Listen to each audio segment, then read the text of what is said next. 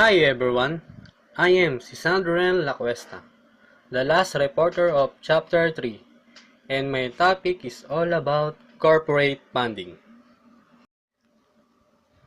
Before I proceed, let me define first to you what corporate funding really is.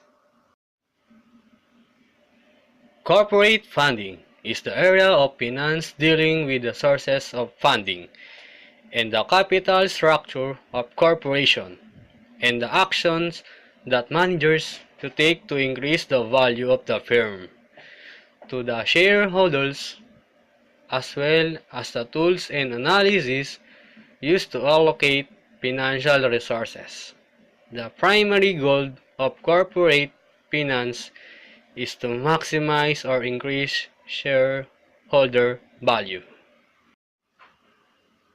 There are what we call sources of corporate funding, and these are making profit by selling a product for more than its cost to produce, borrow money, selling part of itself in form of share to investors.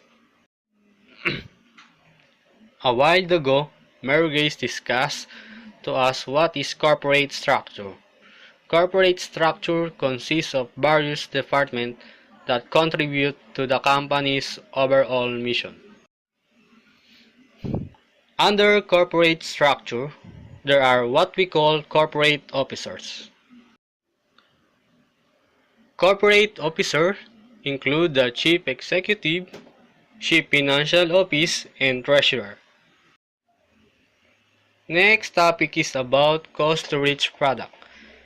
This is all about the relationship of the company's actual product to produce versus their cost to produce the product.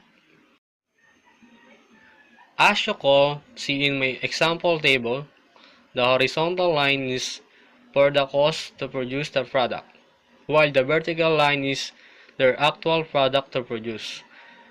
As you can notice, as the year goes by, their product to produce increases as well as it costs to produce. Next topic is about return on investment. Return on investment, on the other hand, measure the gain or loss generated or an investment related to the money invested. The formula for the ROI is net income divided by amount invested times 100%. In the example given, out of his $450 investment, his return on investment is 6.7%. Of high investment. Lastly, how to measure success. When it comes to strategy, it should be a new one and aligned with the company's mission and vision, and also has a long-term plan. Structure should be an innovative one, with proper work processes and its way in organizing. And lastly, in culture. What are the beliefs and behavior of the company, and where is their feel-good zone? Thank you for listening and watching. And that will be the end of my report. Thank you. Created using Powtoon.